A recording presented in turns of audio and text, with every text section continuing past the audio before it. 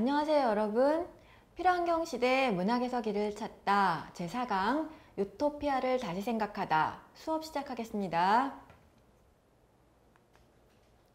자, 오늘은 영국의 소설가이자 비평가인 올더스 헉슬리의 멋진 신세계라는 작품으로 함께 나누어 보려고 하는데요.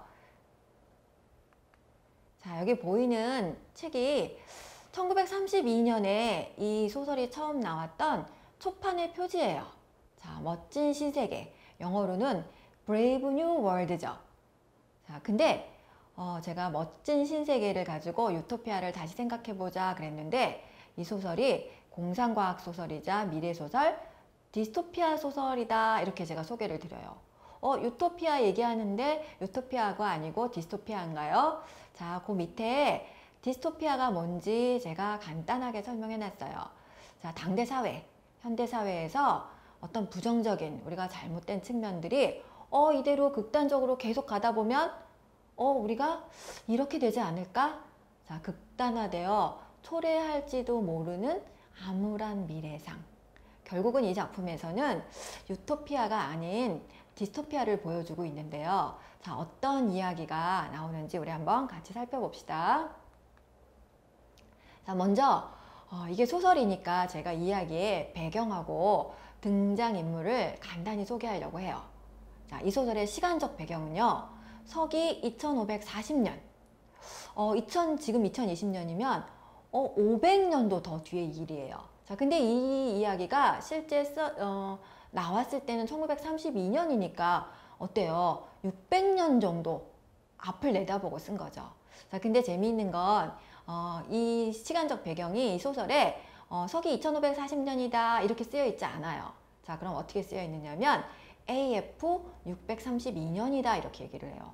AF 이게 뭐예요? 우리는 AD라고 하죠. 그죠? 우리 기원이라고 하는 건 지저스 크라이스트, 예수 그리스도의 탄생을 1년으로 봐서 지금 2020년이다 이렇게 계산하는데 여기서는 좀 그 원년, 신시대 창시일이 좀 달라요.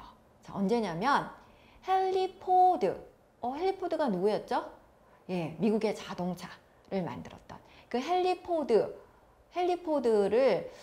지금 어떤 신시대 창시일로 계산을 하는데요. 헨리 포드 그럼 탄생일이냐? 아니요, 그게 아니고 헨리 포드가 T형 모델이라고 하는 자동차를 출시한 날짜 1908년을 새로운 시대의 창시일로 계산을 해요. 자, 저는 자동차 잘 모르지만 이 T형 모델은 정말 세계적으로 자동차를 보편화시킨 그런 모델이에요. 많이 대량 생산해서 자동차를 공장에서 찍어낸 거죠. 자, 이런 어떤 T형 모델 자동차 출시 그리고 헨리 포드 이걸 어떤 신시대 창시일로 봤다고 한다면 이 세계에 중요한 게 지금 뭔지 여러분이 짐작이 될 거예요.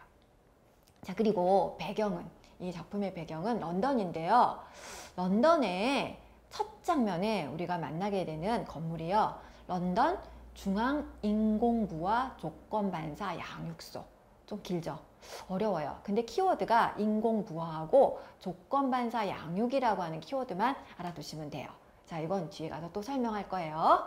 자, 그리고 주요 등장인물로는 버나드 마르크스라고 하는 남자 주인공과 레니나 크라운이라고 하는 여자 주인공, 그리고 존이라고 하는 중요한 인물이 나와요.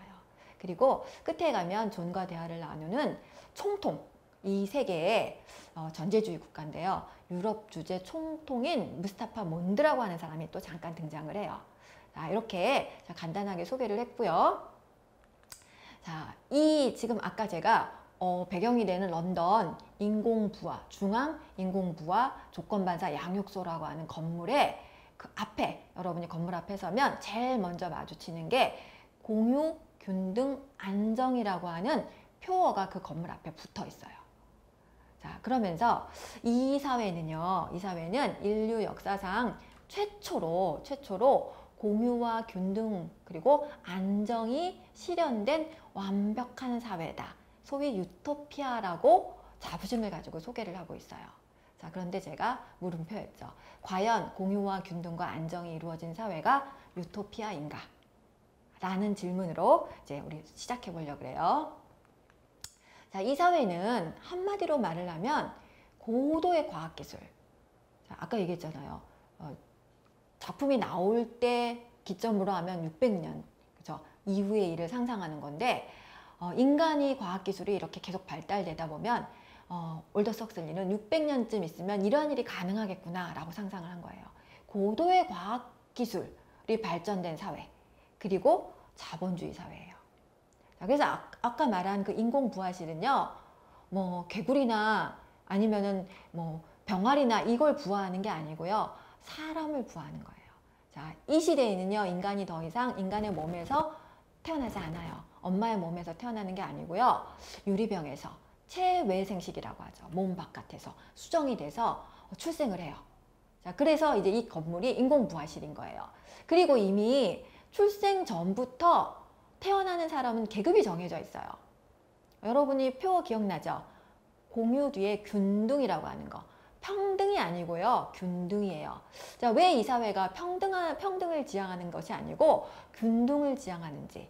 자, 왜냐하면 이 사회가 지향하는 최고의 가치는 안정이기 때문에 안정을 저해하는 모든 요소는 말살을 해요. 인간의 평등이 안정을 가져오는 게 아니고요. 균등이 안정을 가져온다고 얘기를 해요. 자, 그래서 출생 전에 이미 계급을 정하는데요. 어떻게 정하느냐면 그 유리병에서 수정되는 그 태아들에게 혈액량을 조절을 해요. 공급되는 혈액량을 조절해요. 혈액이라고 하는 건 결국은 뇌로 가는 산소의 양이죠. 그 산소의 양을 통제함으로써 산소의 양이 충분히 공급이 되는 그 아이들은 알파 계급으로 태어나요. 우리 알파, 베타, 감마 뭐 이런 거 있죠. 자, 그 알파 최고의 계급은 알파 계급은요 외모도 잘생기고 그리고 두뇌도 머리도 최고로 좋은 자 그런 아이가 태어나고요. 그리고 이제 맨 마지막 계급인 그 엡실론 계급 그 알파, 베타, 감마, 델타, 엡실론 5가지 계급인데요. 그 엡실론 계급은요 혈액량을 충분히 공급하지 않기 때문에 외모는 물론이고 머리가 굉장히 두뇌가 떨어져요.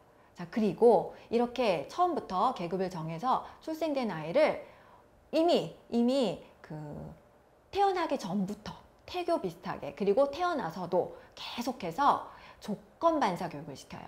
그래서 어떠냐면 자기 계급에 맞는 적성과 또 그 맞는 어떤 이미 그런 태도 이런 것들을 다 길러내는 거죠. 그래서 알파 계급으로 태어난 사람들은 그 뭐 최고의 과학기술자라든가 뭐 아니면은 권력층이라든가 지도자층으로 만들어지는 거고요. 그리고 맨 아래 입실론 계급은 그 공장의 어떤 노동자들이나 그래서 그 사회에서 필요한 양을 정하고 필요한 양만큼 계급을 정해서 인간을 출생시킨다라는 거예요. 어떻게 보면 굉장히 끔찍한 사회죠. 자, 그리고 이 사회가 지향하는 최고의 가치가 안정이라고 해서 이 안정을 위해서는 모든 것이 공유되는 사회여야 돼요. 자, 안정을 저해하는 모든 요소를 말살한다고 했죠. 대표적인 게 인간의 개체성을 부정을 해요. 자, 왜 그러느냐? 인간의 갈등 요소를 처음부터 말살하고 제거해야지 안정된 사회가 가능하기 때문에 그래서 부모도 없죠. 왜냐하면 몸에서 태어나는 게 아니기 때문에 결혼 제도도 없어요. 연인은 이때 1대1 관계의 어떤 결혼 제도가 없기 때문에 모두가 모두와 데이트할 수 있는 만인은 만인의 공유물이에요. 부모 자식 관계가 없고요. 인간의 개체성, 개별성이 부정이 되기 때문에 그로 인한 모든 갈등들이 다 해소가 돼요. 자, 그리고 또 하나 중요한 건 자본주의 사회이기 때문에 자, 소비 지향 사회예요. 계속해서 물건을 생산해내야 되고요. 그 물건 생산이 공장에서 이루어지는데요. 심지어 아까 그 인공부화실에서 체외생식에 의해서 인간이 만들어낸다 그랬죠. 인간이 만들어지는데 그 인간이 대량 생산이죠. 공장에서 대량 생산되는 물건처럼 입실론 계급에서는요. 맨 마지막 계급이죠. 그 엡실론 계급에서는 쌍둥이를 정말 몇백 쌍씩 만들어내요. 그리고 그 사람들이 그 대량 생산하는 공장에 투입이 돼서 똑같은 사람들이 똑같은 물건을 만들어내는 그런 끔찍한 장면이 연출이 되는데 그렇게 계속 물건을 만들어내기 때문에 물건의 수선이라든가 재활용은 이 사회의 악이에요. 심지어 반사회적 범죄가 된다는 거예요. 계속 만들어내고 계속 소비시키고 자, 이런 사회에서 살아가는 사람들은 소위 문명인이라고 불러요. 자, 문명과 야만. 그러면 이렇게 과학기술이 발달된 자본주의 사회에서는 모두가 문명인이어야 되는 거 아니에요? 자, 그런데 이 사회의 어떤 가장 큰 목적 중에 하나인 이윤추구라고 하는 이 사회의 최고의 가치가 사실은 아이러니컬하게도 문명과 대비되는 야만을 만들어내기도 해요. 자, 문명이 과학기술을 통해서 인간의 삶에 최적화시킨 어떤 환경이라고 한다면, 인공적인 환경이라고 한다면 그렇지 않은 것, 예를 들면 원래 있던 그대로의 상태, 자연 상태, 문명과 반대되는 상태인 동시에 자연 상태를 여기서는 야만인이라고 불러요. 자, 그래서 심지어 이렇게 과학이 발달된 사회인데도 불구하고 야만인 보호구역이 여전히 존재한다라는 거예요. 자, 왜 그러느냐? 아까 우리 이윤 얘기했었잖아요. 자본주의 사회에서. 자, 불리한 기후 조건이라든가 애초에 지리적 조건, 천연 자원이 결핍됐다든가 이럴 때 이런 지역에서는요, 이걸 문명화 시키려고 하면 투입할 비용이 굉장히 커져요.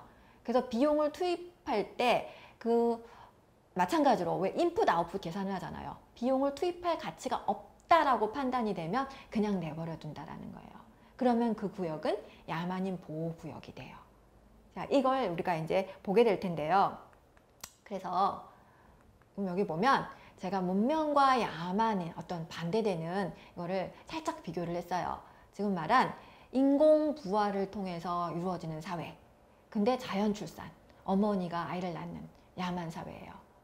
자, 그렇기 때문에 인공 부화뿐만이 아니고요. 이 사회에서는요, 노화도 없고 질병도 없어요. 따라서 어떤 고통도 없다. 자, 이게 문명화된 사회예요. 근데 인간이 겪는 생로병사를 여전히 겪고 있는 사회, 자연 그대로의 사회가 야만이고요.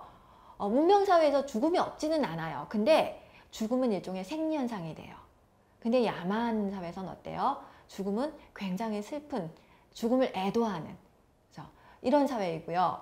그리고 문명 사회가 공유를 최고의 가치로 내세운다고 하면 야만 사회는 어떤 사적인 것들, 사유죠. 가족이라든가 부모라든가 자식이라든가 애인이라든가 결혼 제도가 여전히 있어요. 자, 어느 쪽을 여러분은 택하고 싶어요? 어느 쪽이 더 이상적인 사회예요? 문명 사회는 안정적이죠. 최고의 가치가 안정이라 그랬잖아요. 근데 야만 사회는 불안정해요. 이에 비해서 문명 사회는 소위 행복해요.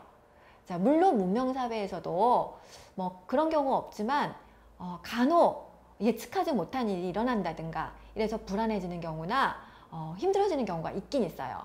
그래도 다 해결될 수 있어요. 왜냐하면 여기는 소마라고 하는 치료제가 있어요. 일종의 환각제로 이 소마를 정량을 먹으면 굉장히 일종의 마약이에요. 행복해지는 사회예요. 근데 야만 사회는 여전히 불행을 느끼는. 자, 한마디로 말하면 문명 사회는 굉장히 인위적인 사회고요. 야만 사회는 자연 그대로의 삶을 사는 사회예요. 자, 아직도 이 지금 멋진 신세계 이 안에도 야만 사회가 있다라 그랬죠. 비용 때문에 지금 개발이 되지 않은. 그래서 일종의 이 이야기 안에 나오는 대표적인 야만 사회가 뉴멕시코 지역이 있어요. 자, 거기서는 어떤 연구를 위해서거나 아니면은 아주 호기심이 많은 사람들이 특별한 어떤 여행을 위해서 가끔씩 야만 사회로 방문을 하기는 해요. 자, 오늘의 중요한 이야기가 이런 어떤 문명인이 야만 사회에 방문함으로써 일어나는 일이 생겨요. 자, 어느 날 앞에서 우리가 이야기했던 주인공인 마르크스하고 여주인공 레니나가 야만인 사회인 뉴멕시코에 여행을 가게 돼요. 거기서 그 야만인, 그냥 자연 그대로의 삶을 사는 사람이 야만인이라 그랬죠. 소위 야만인은 존을 만나게 되고요. 이 존을 어떤 이유로 문명사회인 런던으로 초대해서 데려오게 돼요. 자, 이 존이 소위 문명사회인 런던을 방문하면서 사실은 모든 이야기에 중요한 일들이 일어나요. 자, 이 존은 처음에 굉장한 기대를 가지고 문명사회에 발을 내게 되죠. 자기들이 가지고 있는 어떤 여러 가지 불편한 점이나 고통에서 해방될 거라고 생각해서 존이 뭐라고 하냐면 Brave New World, 멋진 신세계다 라고 기대를 품고 가요. 근데 막상 존이 런던에 도착해서 만난 세계는 어떤 세계였느냐, 앞에서 제가 여러분한테 설명했던 세계, 그렇죠? 인공부화되는 세계, 조건반사로 양육이 되는 세계, 소마로 모든 게 행복해지는 어떤 환각제에 의해서 살고 있는 사람들의 세계. 자, 그래서 존이 이 문명인들을 보면서 오히려 존의 눈에는 이 문명인이 더 야만인으로 보이는 거예요. 자, 또 반대로 이 문명 세계에 있는 런던 사람들은요, 존을 보면서 존이 당연히 자기 세계를 보면서 경탄을 금치 못해야 되는데 그렇지 않은 게 너무 이상한 거예요. 그래서 당황하는 거죠. 어쩜 저 야만인이 우리 세계를 보고 이렇게 경이로워하지 않을까. 자, 근데 존은 이들에게 이렇게 얘기를 해요. 그들이 먹는 소마를 거부하면서, 환각제죠. 소마에 의하면 그냥 모든 게 행복해질 수 있어요. 행복하다고 생각할 수 있는데 존은 그걸 거부해요. 자, 그러면서 이렇게 얘기를 해요. 당신들은 자유롭고 인간답게 살고 싶지 않습니까? 아름다움과 자유가 무엇인지도 모릅니까? 자, 이렇게 질문을 하죠. 그리고 나중에 그 유럽, 지금 이제는 각각의 어떤 개별적인 국가가 없어진 세계예요. 전 세계가 하나의 전체주의 국가가 됐는데요. 그 유럽 총통과의 대화에서 존이 이래요. 저는 불편한 것을 원합니다. 저는 안락을 원치 않습니다. 시와 진정한 위엄과 자유와 선을 원합니다. 여기에 대해서 총통이 그러죠. 네가 원하는 게 불행해질 권리구나. 이렇게 얘기를 하는데 맞아요. 차라리 불행해질 권리를 존은 요구를 해요. 자, 그리고 존은 어떤 세계를 선택하느냐면요. 자, 문명으로부터 스스로 격리되기를 원해요. 더 이상 이 런던 사회에서 살기를 원하지 않고요. 이들에 의해서 버려진 낡은 땅으로 가요. 자, 낡은 등대가 있는 땅으로 가서 혼자 살려고 해요. 근데 그곳에 가니까 들꽃 핀 평원이 펼쳐져요. 전나무 숲이 있고요. 자작나무가 늘어진 연못이 있고요. 꽃이 있어요. 이곳을 거처로 해서 땅을 일구고 자기가 혼자 자기는 노동을 원해요. 그래서 문명세계에서는 어떤 걸 먹고 사느냐면 이미 그 안에 모든 비타민이나 이런 것들이 다 들어있는, 인간의 내분비물이 다 들어있는 이런 것들을 먹으면서 젊음을 잃지 않고 늙지 않고 살려고 한단 말이에요. 영양소가 많이 들어있는. 근데 그 모든 걸 버리고 혼자 농사를 짓고 자기는 독립적으로 살겠다. 우리 앞강에서 어떤 소로가 보여준 삶하고도 비슷한 삶을 선택하기로 하죠. 자, 근데 이 문명인들은 존을 가만 놔두지 않아요. 이렇게 혼자 살려고 하는 존을 구경거리로 삼으려고 그래요. 그래서 또 찾아와서 촬영을 하고 뭐 다큐를 찍고 결국 존은 어떻게 해요? 자기 어떤 인간적인 어떤 존엄함을 선택하죠. 인간적인 존엄함을 선택하기 위해서 스스로 목숨을 끊어요. 이 인간의 세계에서 영원히 스스로를 격리시키는 거죠. 그래서 이 책의 작품의 마지막 부분은 이렇게 돼 있어요. 서서히, 아주 서서히, 마치 두 개의 느긋한 나침반의 바늘처럼 그 다리는 오른쪽으로 회전했다. 북북동, 동, 남동, 남남서. 그러다 다시 몇 초 후에는 전처럼 서서히 왼쪽으로 회전했다. 남남서, 남동, 동. 마치 그 목매달아 죽은 이 존의 시체가 이 사회에 사는 인간들의 어떤 어느 방향으로 나가야 되느냐, 삶을 제시해줄 방향을 제시해주는 것 같은 나침판처럼 흔들리면서 이 작품은 끝이 나요. 자, 우리는 이 유토피아라고 하는 이 세계에서의 어떤 존의 스스로의 죽음을 보면서 어떤 생각을 해야 될까요? 자, 여기서 존이 당신들은 인간답게 살고 싶지 않느냐, 자유롭게 살고 싶지 않느냐, 이렇게 얘기를 했는데 존이 말한 스스로 자기의 어떤 본질을 지키기 위해서 목숨을 끊을 만큼 중요한 인간의 본질이 뭐냐라는 거예요. 자, 인간의 본성은 자연이다. 자, 여기서 우리가 도대체 이 사회가 유토피아를 건설하려고 했던, 유토피아라고 자부하는 이 사회가 왜 디스토피아인가, 왜 유토피아가 아닌가, 뭐가 잘못됐는가. 자, 우리가 보는 거는요, 이들이 뭘 건드렸냐는 거예요. 뭘 훼손시켰느냐예요. 자, 이들이 훼손시킨 거, 단지 하늘이나 산이나 바다, 숲, 기후, 자, 이런 것만은 아니라는 거예요. 이들이 훼손시킨 가장 중요한 거는 인간이었어요. 유리병에서 인간을 탄생시키면서 인공 부화시키면서 그리고 조건반사로 양육시키면서 건드리면 안 될 인간의 존엄성, 인간의 생명, 인간의 본질을 건드린 거죠. 인간이란 자연을 훼손시킨 거예요. 인간의 본성은 결국 자연인데 그 자연을 훼손시켰어요. 인간의 존엄성을 처음부터 훼손시킨, 그래서 존엄성을 모르는 이 사회에서 어떻게 인간에 대한 죽음에 대한 애도가 있겠어요? 이 사회에서 도대체 인간적인 삶이 뭔지를 어떻게 알겠어요? 결국은 우리가 생태계를 파괴하면서 최종적으로 우리에게 미치는 가장 최악의 결과, 그저 우리의 삶의 터전을 파괴시킨 게 아니고요, 우리 안에 있는 인간성 파괴, 이것이야말로 우리가 입는 가장 큰 파괴라는 거예요. 자, 오늘 이 이야기를 끝으로 수업을 마무리하려고 하고요. 다음 시간은 이제 최종적으로 5강에서 결국 인간의 종말에 관한 이야기를 하려고 해요. 인간 종말에 관한 보고서 마가릿 에투드의 오릭스와 크레이크라는 작품으로 나누어 보려고 합니다. 자, 오늘 수업 들어주셔서 감사합니다.